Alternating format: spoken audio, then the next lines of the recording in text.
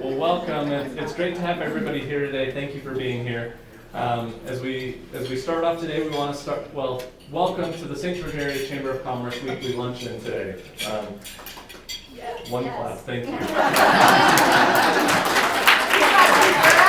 you go. And since Kelton was the first one to clap, Kelton, would you be willing to say the pledge? Paul, lead us in the Pledge of Allegiance.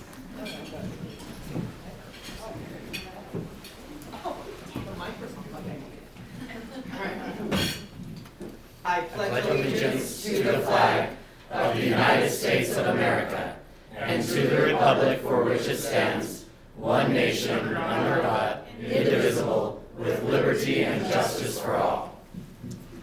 Well done. Thank you. And he had already agreed to it. So. Okay, and then before we get even further in the program, I wanted to give just a second to Scott with Vale Pool to talk about our event tomorrow night. How we doing? So tomorrow night is the Meet the Chamber night at Vale Pool. Come on up to Vale Pool. We've been open since April 1.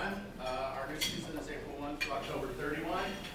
For those of you that are not familiar with Vale Pool Resort, we are a geothermal spring mineral pool.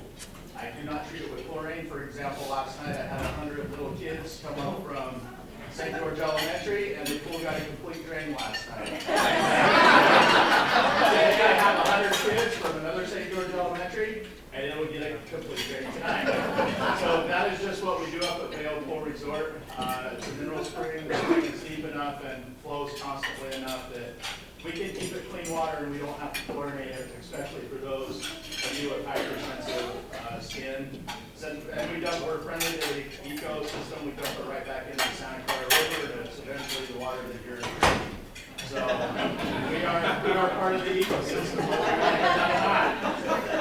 But we have a lot of fun up there, and I hope my personality shows that enough that we're a fun place. I've just been sharing with how long my days have been, but my heart's in Vale Pool as well. I love it up there. I love what the atmosphere brings. And so come on up tomorrow. Join us for Chamber Night. I want to be able to give you guys all a personal tour, let you know we're the perfect spot for your family reunions, your company parties, any nonprofit organization. We've got nonprofit rates. So bring your groups of kids up, bring everybody up, and come on up and check us out tomorrow night. What time? Tomorrow night from 6 to 9. Tomorrow night, 6 to 9. Yeah. Great. Thank you, Scott. And thank you for hosting the chamber there. Thank you. We want to quickly recognize our board of directors, Sunshiners, and membership committee. If you're a member of those, please stand and be recognized. Please give them a hand.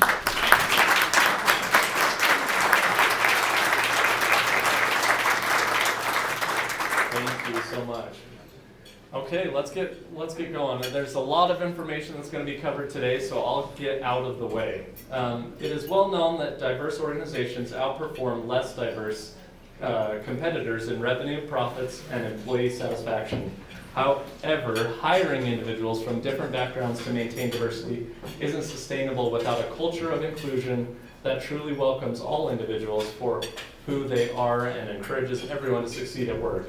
I'd like to now turn the time over to our panel moderators, Southern Utah entrepreneur and safe space creator Elise West, and Arlyn Bradshaw, senior advisor to the CEO at Best Friends Animal Society, named this year as a top workplace by the Salt Lake Tribune with equality being prominent in their organizational culture. Please give them a hand.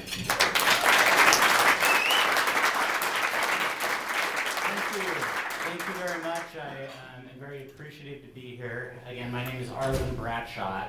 And for those of you not familiar with Best Friends Animal Society, we are a member of the St. George Area Chamber of Commerce.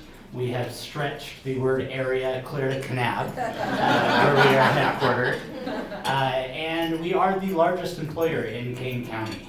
We employ about 900 people nationwide, and about half of those are in Kane County. We're a $100 million nonprofit, and so I know a lot of people might be familiar with the sanctuary, might think we're just the sanctuary, but we actually do a lot of great work all over the country. I want to mention I have a little handout on Best Friends' economic impact in Utah on your table if you're interested in taking a look at that. I have to call out Colex Cox. She used to work for Best Friends in our Human Resources Department and knew me in that capacity, and I think that's part of the reason I got roped in today on this topic. Because Best Friends in recent years has really undertaken a deliberate creation of culture amongst our employee base, and a lot of that has to do with inclusivity, and will be part of the topic that we'll be touching on today. Might help to turn this on. Elise, do you want to introduce yourself and let the panelists introduce themselves? Absolutely. Well, my innards are literally jumping up and down right now since 5:23 this morning. And I can't express to you enough how really pleased, excited, and honored that you are in the audience, that you took time out of your day to be here today for this very important topic. I was thrilled when Don Willie, past chamber president, when I approached him about, can we just do a little panel about safe spaces in St. George and the importance of it, and really feature the organizations here that are putting their hearts, their lives, their time out to our community. And so he said yes, and then he turned it over to Colette, and I just want to kiss her feet. So thank you so much. It really is an honor to be here today. I'd like to just go ahead and introduce, take a quick moment, introduce your name, and then also what organization or your affiliation. My name is Jill Mortensen, and I am here to represent the Mama Dragons, as well as my time with Encircle. I am a parent of a queer child, and I'm very passionate about creating safe spaces in our community for them and their friends. And I'm so pleased to be here to see the wonderful support and the turnout that we have, so thank you for coming. Good afternoon. My name is Julie Benson. My pronouns are she, her, and I'm the home director of Encircle St. George. My name is Stephanie Goodfellow-Edwards, and my pronouns are also she, her. I am the Southern Utah Director for Equality Utah, and we are an organization that fights for the LGBT rights for Utah and for people in that community. My name is Micah, Barrick. I use she, they, he pronouns. I am part of the leadership team with Pride of Southern Utah. We create community events down here. We host the Big Pride Festival in our big season in September. We're all about creating events and community for people to come out to. There's not a lot of places for LGBTQ people here. So our big mission is to create safe spaces for them to come out and enjoy each other's company and see that there are other queer people in the community. Thank you. I don't know, round of applause.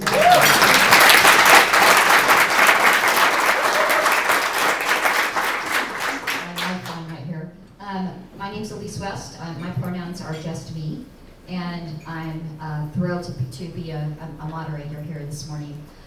It's now my honor to just, and I'm going to say distinct honor because Julie Benson has captured my heart from the second she walked into Affogato and said, hey, let's talk. So Julie Benson, go ahead and we can turn it over to you and you can talk about all those great things that you're doing. Thanks, Elise. I mentioned I'm the home director of Encircle St. George. Encircle is a resource for youth, young adults, and families to come together to create that environment where our youth and young adults can thrive. It came about as a response to the high suicide rate here in Utah. And what we've discovered, as people come together in a neutral space, healing naturally occurs and families grow. And it reduces that suicide rate as well. I have been tasked with, you want to go to the next slide? I like that, you're driving. Okay, great. Okay, it's not my slide. There's my slide. I have my script, people. All right, so I have been asked to say, what is LGBTQIA+. Well, what's really interesting is that there's many different ways that you can create an acronym to describe the the queer community. But L is for, I feel like doing the alphabet song. L is for lesbian, G is for gay, B is for bi, T is for trans, Q is for queer, I is for intersex, A is asexual, and plus is however anyone wants to identify and define themselves. It could be a combination of any one of those identities. So I'm going to go over some terminology with you. It's not going to be a test, but I'm not going to get really deep into it because it is a very deep subject. But I want to outline for you some things you want to consider while listening to all of us. First of all, consider gender identity. It's a person's internal, deeply held sense of their gender. For transgender people, their own internal gender identity does not match the sex they were assigned at birth. Gender identity is not visible to others. Gender expression, however, is the external manifestations of gender expressed through a person's name, pronouns, clothing, haircut, behavior, voice, and other body characteristics. Sexual orientation is an individual's enduring physical, romantic, and other emotional attraction to members of the same and or opposite sex, including lesbian, gay, bisexual, and heterosexual straight orientations. And then last, I'll go over the definition of sex. It's the classification of a person as being male or female at birth. Infants are assigned sex, usually based on their appearance or their external anatomy. This is what's written on the birth certificate, right? A person's sex, however, is actually a combination of bodily characteristics, including chromosomes, hormones, internal and external reproductive organs, and secondary sex characteristics. Aren't you glad there's not going to be a test? But I'm only giving you that context for the listening of what I'm about to share with you as well. I don't want to be turning around looking at the notes. So let's look at gender identity. Did we put that slide in? Do you want to go back? Did you put in one slide? It's on the right hand side. It's right behind you. Y'all, this is not easy. All right. It's not always apparent. No, it's right here. Hello, I love that. I love that. Help the old lesbian, that's good. Okay. So gender identity, as we went through, is a deeply held sense of their gender. And by this graph, we've actually lined it out to look sort of like bubbles or a molecule that can expand, contract, shift. Some of you might have some background, and it used to be described as a spectrum, like male over here, female over there, and then there's all these different possibilities in the middle. And then, in my experience and some others, it was kind of like once you picked a spot on that spectrum, that's kind of like what your identity was supposed to be, right? Well, with research, science, and experiences of real people, we've discovered it's not that linear or one-dimensional. So if you kind of expand your mind a little bit and imagine, have you ever had a child blow bubbles and it's like a bunch of bubbles kind of come out of a little wand all at once and they're luminescent and they kind of change shape and grow, but it's still so beautiful? Well, that's kind of how I want you to think about this graph. Now, up here, you know, we usually got the male, female, but in gender expression, remembering it's a manifestation of external gender through pronouns, clothing, haircut, behavior, body characteristics, and such. Someone might identify as masculine or butch. That's what they used to call us back in the day. If you're a lesbian, that were more aligned to dressing or acting like a man, or feminine, and then androgynous, which is where sort of a combination of neither or all, and it's an individual expression, or simply genderless. You don't relate to that expression at all. Okay. So as you're listening to the rest of the panel, try to get your mind out of that linear scope and broaden it up to that beautiful wand of bubbles that's shifting, shaping, and knowing that our sexuality is actually a joyful learning of who we are throughout our lives. Yes? Yes? Next slide. I think this goes on I to... think that's me, yeah. Yeah. So I was asked to touch on effective practices to expand inclusion within our workspaces. And of course we do that most often through human resource policies, which we all know and love and embrace, to ensure that we're all on the same page, right? So it's really important that having separate policies for LGBTQI plus inclusion, it's a clear way for you as employers to show your commitment to the community, to ending discrimination, and those policies can cross various areas. You know, it can be inclusive of parental leave, adoption policies, and partner pensions as an example. We also encourage that within those policies or within your contracts and all of the documents you create, that you strive to utilize gender neutral language. And it's really not just for the LGBTQI community, although it is encompassing of us, but also just shows that you're not presuming the gender of the individuals with whom you're doing business or who the policies apply to. So I think most attorneys in 2022 would also encourage that. Bathrooms, it seemed to become a hot topic for whatever reason, but having gender-neutral restrooms is important. And just celebrating generally the LGBTQI community. We are a couple weeks away from the month of June, which you're probably, well, maybe not, but hopefully familiar with, is known as Pride Month throughout the United States. And you'll see corporations, essentially every Fortune 500 company celebrates Pride Month and acknowledges the Stonewall riots that began the modern LGBTQI rights era. And you know, and to that point, it makes good business sense to be inclusive in this way. You know, public opinion polls nationally clearly demonstrate that a majority of our residents in the United States are supportive of the community and believe that they should be treated with equality and fairness. You know, and you as employers, you of course set the tone. Your example impacts every area of your business and the culture within your community. So looking at these policies and the way that they affect your employees are important. And in so doing, you know, we always have to recognize too that as the long acronym may inform you, the LGBTQIA plus community is not a monolith.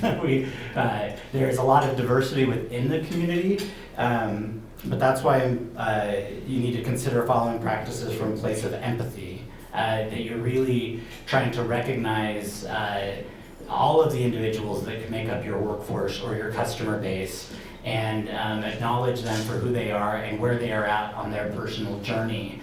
I like to point out that, you know, people's gender expression or their sexual orientation, you know, as Julie was saying, is deeply personal.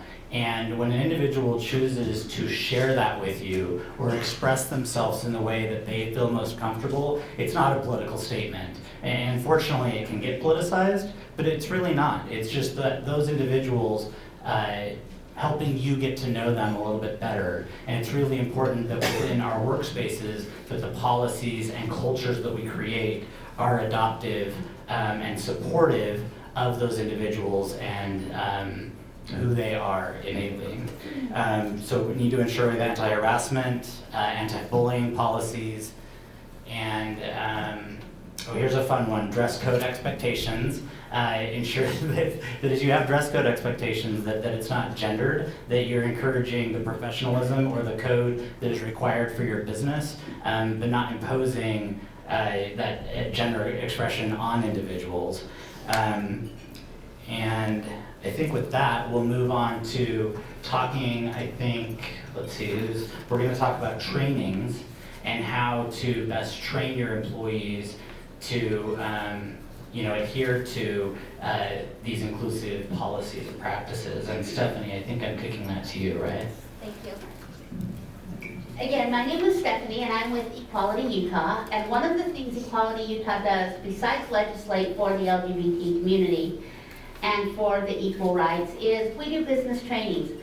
Like Arlyn mentioned, gender-neutral bathrooms, HR policies for dress code. Those are all very surface things that are very important, but there's other things in our training that we teach your employees on. It's things like being a safe space. If someone walks in that is non-binary or is outwardly very flamboyant and your staff member hears someone making a negative comment or being rude or treating them horribly, we help train your staff members to stand up to those people and to say, you know what, we do not accept that kind of persecution behavior here in our business, and you may change that or you may leave. And that takes a lot of bravery. I mean, I think we've all had an opportunity in our life where we had to stand up for something we believe in. And basically it's teaching your employees to walk the walk and to talk the talk, not just to say, well, we're a safe place and we have a rainbow flag, because that doesn't always mean you're a safe space. And so that's something we work on teaching. I had a sign out there on my table, I don't know if you know this, but we've had some pretty big Utah companies, 3M, Dominion Energy, Primary Children's Medical Center, have all gone through our equality training. And they are all have the stamp of approval, so to speak. We give you a funky little sticker that goes on your door that lets people kind of outwardly know this is a safe space. And we've had opportunities where people have not felt safe out on the street. They've recognized that sticker and been able to go into that building and know that someone will help them, which is hugely important for people. And so also I know a lot of our chamber members are small businesses, and that's something that's big here in St. George. And so we are willing at Equality to find groups that want to do the training and let you guys amalgamate into one group, because we understand, training your little coffee shop staff of 8 people, $10,000 training might be a little expensive. But if you split it up amongst 10 other businesses, well, then that's a little more doable. Because we're used to training companies with 1,000 employees, 500 employees. So that's something we are willing to change and do. We also do things like we are about to announce today, Jeff Green donated a large sum of money to Equality Utah, and we are putting most of that into scholarships here in Utah. And we have one at BYU, UVU, Utah Tech, SUU, and Snow College, and Utah State University. And it's a 4-year full ride scholarship for an LGBT student that has maybe experienced a lot of, they don't have a family to support them. They've been thrown out, things like that, but we will get them at least through their bachelor's degree, and part of that scholarship includes an internship with Equality Utah. So they also get to learn and practice what they're learning in that political arena.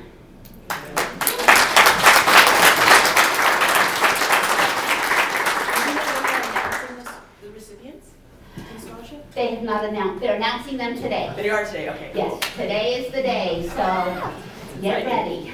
So, and they're giving out that each university has one recipient.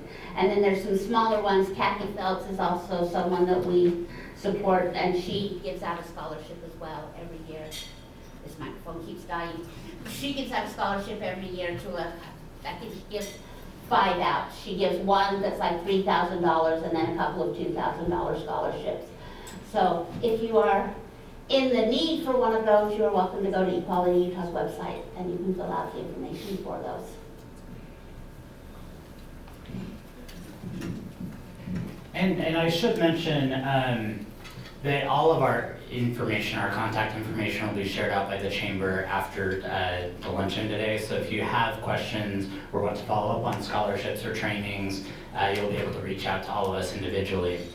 Now, I'm curious, those of you who are business owners or oversee human resources within your individual businesses, do you have a process that is a best practice for updating your organizational policies on a regular basis? Just quick show of hands, because I hope you all raise your hands. Yes, yes. Or do you just do it once and never let them evolve? I of course would encourage you that with some regularity, you need to go back and look at those policies. And the next time you do that, and hopefully we will inspire you to do that today, that you will write your new policies or update the policies with an eye towards LGBTQI plus inclusivity.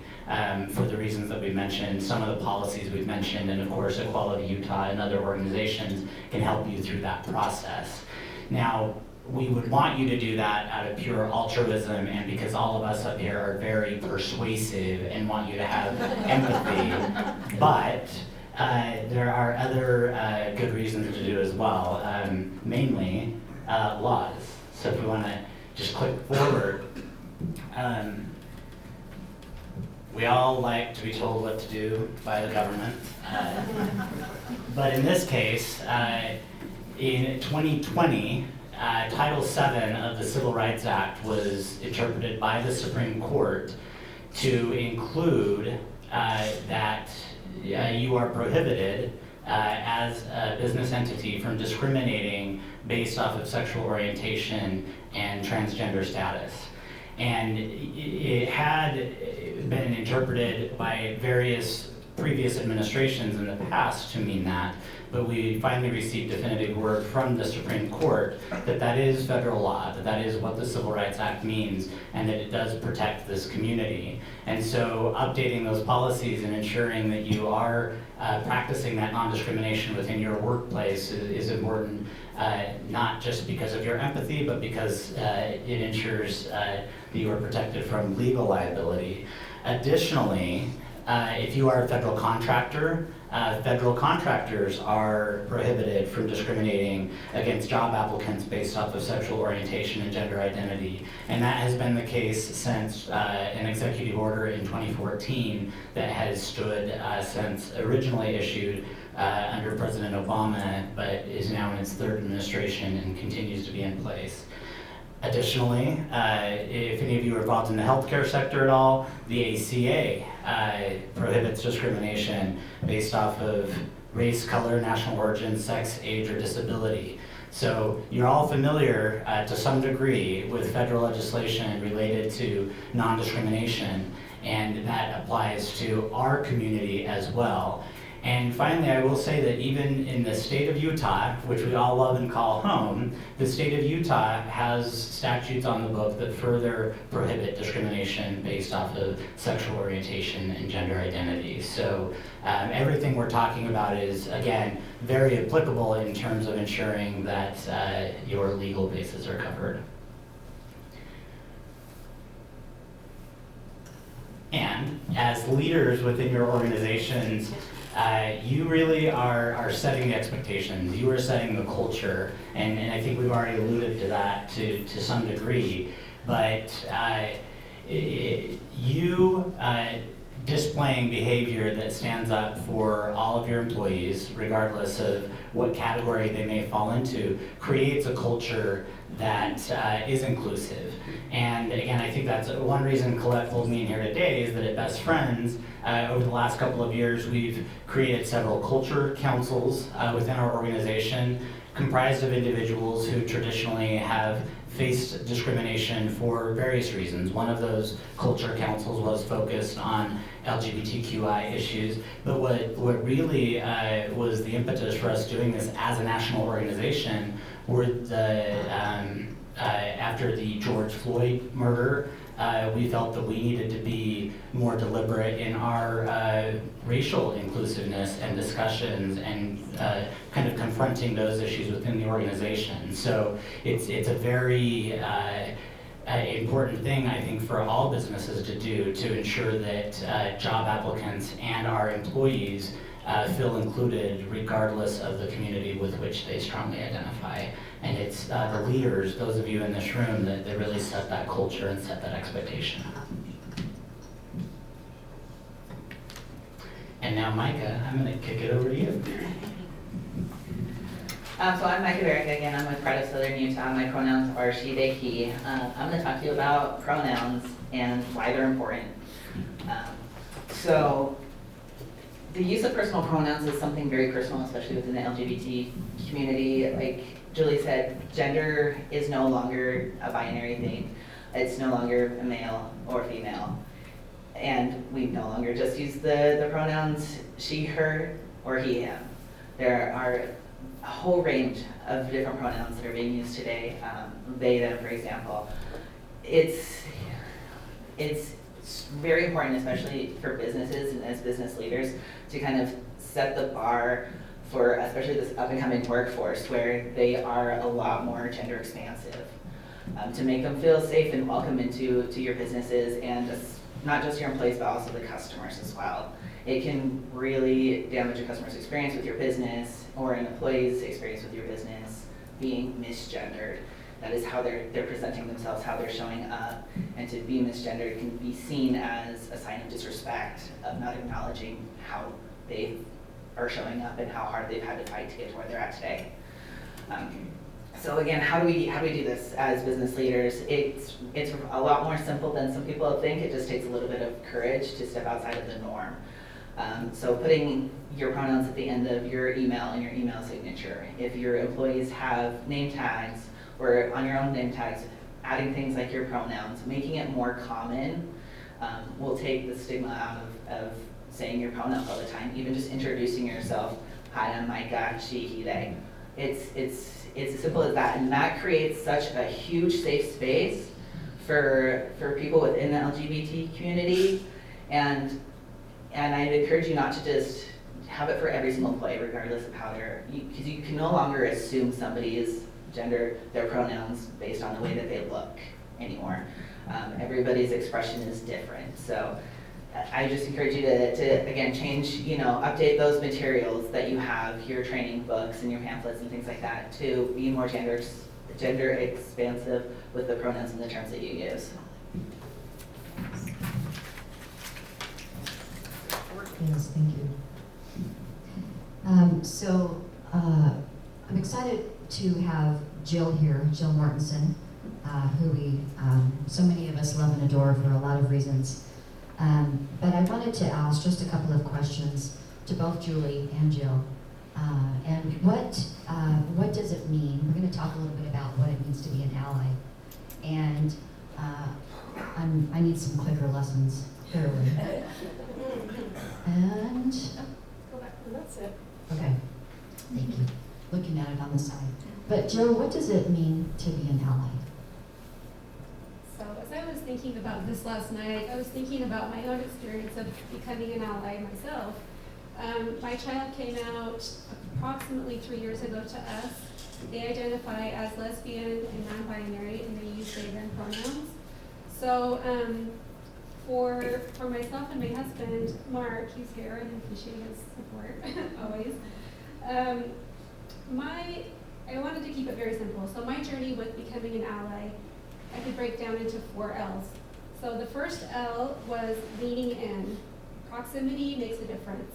I think the closer you become to the queer community, that is the first step, right? Like entering into their spaces, coming to an event in Encircle, volunteering, getting to know them as human beings, close up.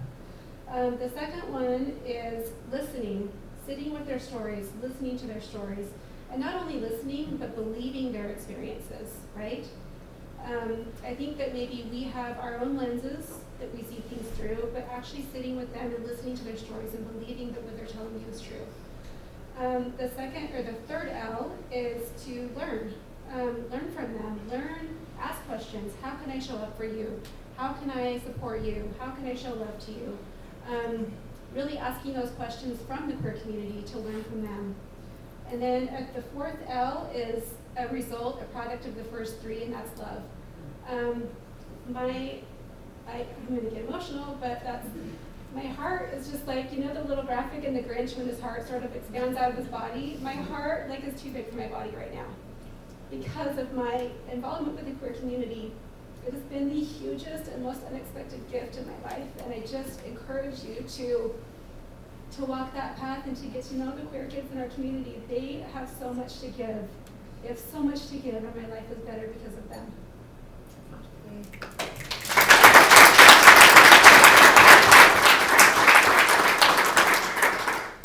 Wow.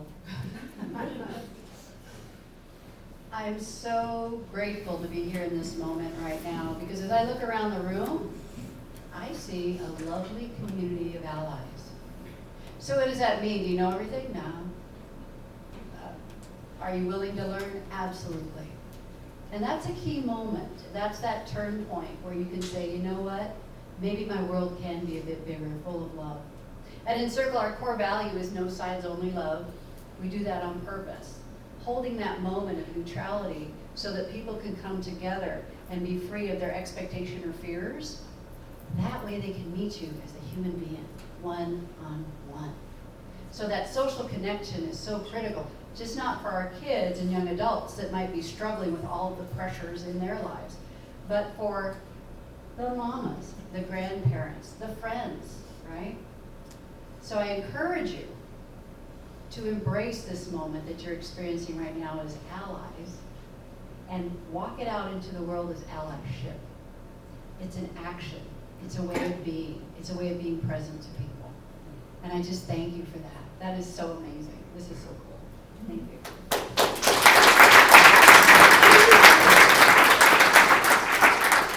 It brings me back to an experience for those of us who, when the Orlando shooting happened, that threw our world upside down. I remember going to Vernon Worthen Park with so many people, Linda and Morgan and so many of us that were there. And I remember Mayor Pike, he had been invited, and he came, and he listened, and he observed quietly. And towards the end, he was asked to come up and speak, if I recall correctly. And I remember him saying, I've just witnessed something miraculous here, and I don't know what an ally is, but how do I become one? I want to be an ally. And that was really life-changing for our city of St. George, in knowing that we had our mayor that was in complete support and had pure love, and he was coming from such a big heart. And so that was really a powerful moment for those people. There may be 75 people there that evening, but it was really powerful. I look over the audience. Linda Stay, hello. She is such an advocate. And it brings me to the next question that I'd like to ask both Jill and Julie is, what does it mean to be an advocate? So I think I'm glad that we started with becoming an ally, because I feel like that is the first step, right? You can wear a rainbow pin, you can put a flag in front of your house, you can show support to the community even though you're not part of it. So to me, that's being an ally, is just showing support with visibility, however you want to show up with the representation. The next step, I believe, is becoming an advocate, which there's a little more risk involved. There's a little more skin in the game. You actually put yourself out there, and you use your privilege and you use your platforms to advocate for the rights of LGBTQ people. And you might get some pushback, and that's okay. It's a good way to lead people out of your lives that maybe their time has come and gone.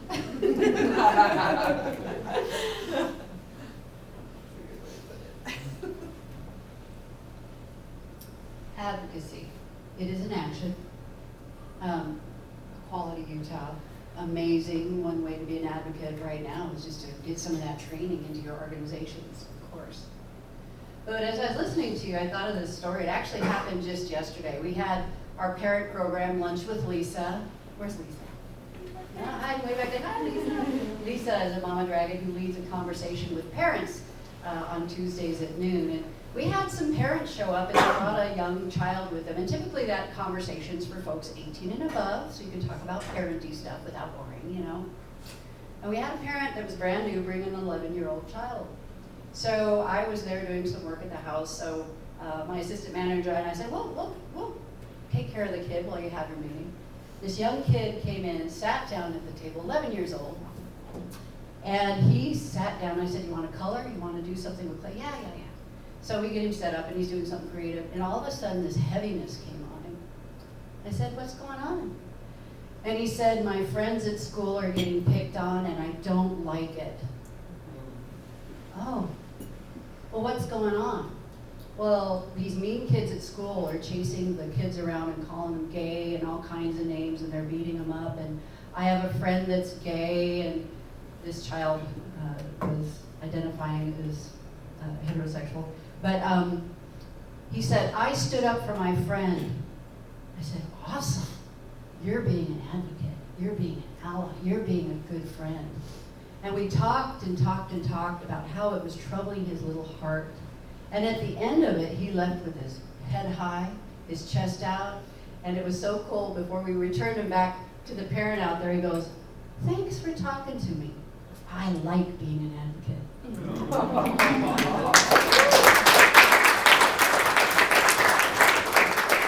So my people, if an 11-year-old can teach us anything, step into the fight. Thank you, Julie and Arlyn. Yeah, if it's okay, I actually want to take a quick turn back on terminology. Because I've noticed a few of us have used the term queer to be inclusive of that whole long acronym. And it might be nice for those in the audience who might not be familiar with terminology to receive a little bit of an explanation on why we use a term that perhaps has been considered somewhat derogatory in the past. Micah and Jill, do you maybe want to touch on that? Would that be okay? Yeah. So just like with all languages, it's a term that the LGBTQ community has kind of reclaimed as their own. I think, in my experience, I can only speak to, is just LGBTQ plus is sometimes a mouthful. Of course, we acknowledge it all, but sometimes just be a little quicker. We reclaim that, and I understand in the past it has been used as a derogatory term. It is just a form for our community to reclaim that word, and it's more of kind of a gender expansive term for us. Yeah, I don't have a lot to add other than my child is part of the queer community. They're great with using that terminology, as are their friends. So I think it's powerful to be able to reclaim that word and be able to use it with confidence. So that is an acceptable term to use. Yeah, when way back when I was an undergraduate at the University of Utah, we had an organization, it was LGSU, the Lesbian Gay Student Union, which that name in and of itself wasn't necessarily inclusive of the broader community. And we made a decision when I was a senior to rename the student organization the Queer Student Union. And this was at a time when it wasn't quite as common to embrace that new, we hadn't quite reclaimed it yet as a community, but ultimately we felt it was a better description of the various individuals that made up that organization, and that's really continued to perpetuate. So.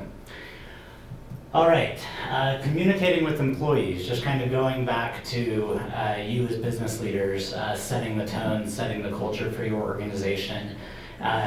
It's really important that once you adopt those policies and have determined that you will be an inclusive organization, whatever your motivation may be, ensure that your own employees are aware of that's communicated to them, that regardless of what your HR policies are in their various aspects, that your employees know where to access that information and know what their expectations are as employees of your business. Another facet, though, that is becoming more and more common, quite frankly, within workforces is a situation where an individual may choose to transition, may choose to change their gender expression. And, as an organization, as a human resources department, you should never divulge or out anyone or share information broadly with your employees, except in a certain situation where that employee has asked you to do so and has asked you to help facilitate their transition. And I have actually had to do this in my role. I manage a staff of about 40 individuals, and one of our managers decided to transition. She had presented as female and actually chose to be non-binary, and wanted to be acknowledged as such, to have her pronouns reflect that, and also as part of that process, they took on a different surname, or name, first name. And it was the first time, I think, in our organization that we encountered that, and we didn't have the right policies in place. So that's why I'm telling you this story, is because it's probably good to be prepared in advance so that you know how you will react and how you will support that individual in their transition as one of your employees, to make them feel included and know that they are supported and that their job is not going to be in danger. And so they really helped us become educated to become a better employer, and develop the sort of policies and processes to communicate the needed information to the rest of our employees so that they understood that change. And ultimately, it was a very positive experience, and that individual continues. This was a couple of years ago.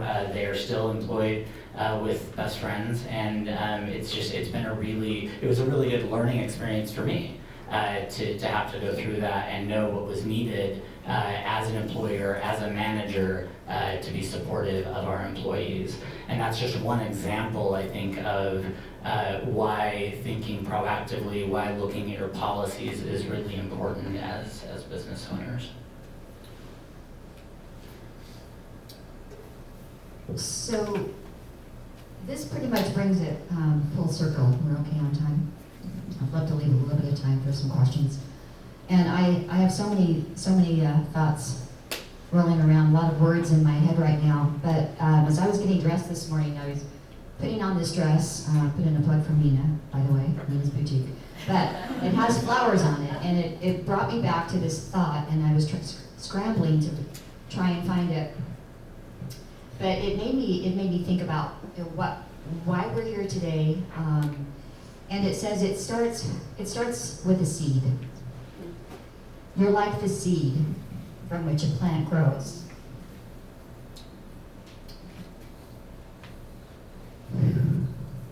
Almost everything you need to be fully who you are is already inside of you, waiting for the things that nurture you, that love you, and the things that bring you to life.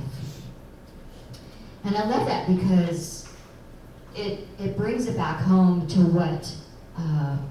where we are with our safe places. What does that mean? We have our home, hopefully we have our work. Where else can we go where we feel safe and nurtured and loved, and that you can fully be yourself? So the Oxford Dictionary says, the term safe place generally means a place or environment in which a person or category of people can feel confident that they will not be exposed to discrimination, criticism, harassment, or any other emotional or physical harm. It's a beautiful description because it really is all-encompassing. And that brings us here today to have just this discussion, an open discussion on what is a safe place, what is involved in training, how can we best communicate with our employees, with our manager, with the owner of a business. And I want to publicly thank, from my heart, I want to thank Don Woolley for being open to bringing this to you today. I want to thank, and we're going to miss you, Don. I want to thank Colette Cox for being open to crafting this really necessary and important discussion, because all of us are just who we are. That's why my pronouns are just me. I'm me. I don't know how to be anybody else because everybody else is already taken. So I really do feel that we're in a great start. I think it has been started for quite a while. I think about Equality Utah coming to Southern Utah, not just Salt Lake City. How many years ago? 2011, when Linda was instrumental in putting together our first Equality Utah event. For Micah Barrick stepping up to the plate, for taking the reins on the Pride of Southern Utah, Southern Utah Pride. Pride of Southern Utah, oh goodness. See, my brain has lots of words right now. For Stephanie, for stepping in for Equality Utah, which is so foundational. It's really important to have that organization to help with legislature and protecting the rights of LGBTQIA. and for informing, for educating, and bringing awareness that is so essential to the lives of those that you employ. And then for Julie Benson and Encircle House, how many, by the raise of hands, have been to Encircle House? Yeah, about half. So it's really a beautiful place. You'll be surprised. You'll be pleasantly surprised when you drive up, when you see this beautiful old historic home that's been renovated. They provide so many services for age 12 to 18. And Julie, since we have a little bit of just an extra minute, I'd like you to touch on the statistic that you shared with us about those individuals that have visited Encircle. There are Encircle homes in Provo, Salt Lake City, and St. George, and there's plans for 8 more. But just how you have all those when child suicide. Okay. Which statistic, right? I don't know. Yeah. So many. So it's an amazing thing. Southern Utah actually approached Encircle to come be here to support your community, which I have to acknowledge you for. So Encircle was created as a response to the high suicide rate in Utah, especially amongst our kids. We serve kids that are ages 12 to 25 primarily. However, we also leave space for families. We also have a lot of programs to talk to folks that are 18 plus, any identity, grandmas, grandpas, families, members like that. So Encircle is that safe space where people can come and be and have a moment to breathe. We have been very fortunate to this point. I don't usually like to share this statistic, but we've been very, very, very fortunate in that we've had no attempted suicides since Encircle's come to be. But it's the beauty of the growth of love in this state. Again, we had our first, we're only 5 years old. Encircle's only 5.5 years old. We started in Provo, then Salt Lake City, now St. George, and we're going to be opening, hopefully this year, 4 more locations within the state of Utah. We've broken ground on a few of them: Ogden, Logan, Heber, and Las Vegas. Dan Reynolds, the lead singer of Imagine Dragons, he donated his childhood home to us in Vegas, so we'll have him there. We're looking at expanding into Arizona and then also in Idaho, and lots of conversations happening. So people are really understanding the idea of neuroscience or love. So love and cherish your children. Be there to listen to them. Come visit Encircle. Hey, this Saturday we actually have a moment you can come visit us. We're going to have a wonderful musician there. Amanda Barrick. So it's going to be an opening of our gallery. We actually have a gallery of featured LGBTQIA and artists featured inside the home. So from 7 o'clock to 9 o'clock, stop by Encircle St. George and visit us. Visit your neighbors. Get to know your neighbors, right? So there you go. Thank you. Thanks, Julie. And I also want to thank Jill Mortensen, beautiful mom, wife, sister, best friend. Everybody thinks she's my daughter because we share the same Mortensen name, and I'm all for it. And also Mama Dragon. And do we have 2 minutes? Okay. Just talk a little bit about Mama Dragons. Okay. So Mama Dragons was born in Utah with a small little handful of Mormon mothers with queer children. And they felt like they were the only people on the planet who had queer children. And they did not have anyone to talk to about it because it's just such an isolating and lonely experience when you don't have a network and a community of people to share those experiences with and figure out resources and how to help your children. And so I am so grateful for those brave women who saw a need and filled a need. And what started as a small handful of Mormon women has grown to 8,200 members worldwide. Mama Dragons all over the world, all denominations, faith, no faith, anything. People with queer children, mothers supporting mothers. And it has been a beautiful thing to watch it grow and expand. And I'm so honored to be a Mama Dragon. I'm a proud Mama Dragon. we breathe fire if you come after our kids, so stand back. That's right. Mama bear on steroids. And Dragon Dads is a thing too, so we want to acknowledge the brave dads out there protecting their children. So honestly, just such a pleasure to be a part of that organization, and I'm just happy to see it growing.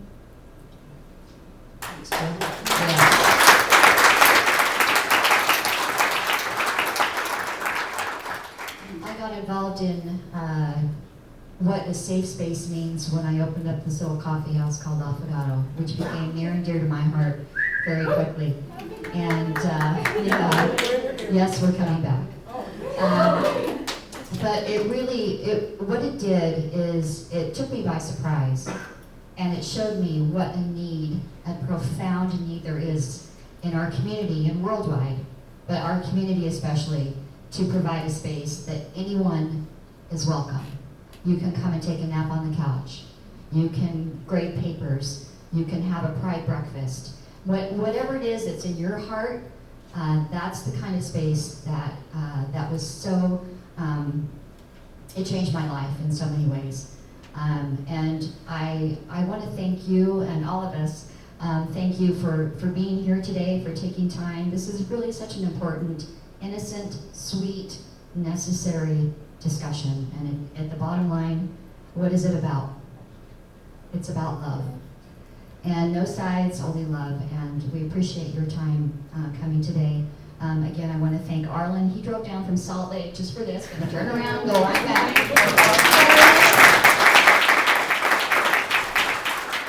Micah, Stephanie, Julie, Jill, and Colette.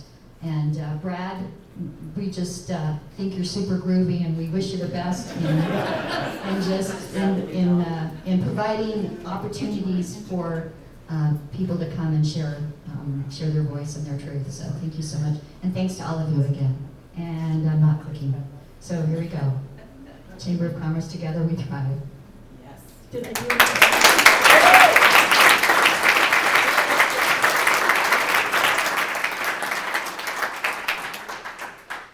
You did okay.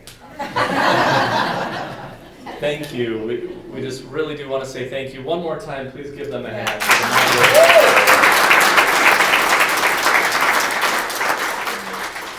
As a reminder, as you've taken pictures, please post those, tag the chamber, tag the Holiday Inn. Thank you to the Holiday Inn for their to their staff and for hosting today.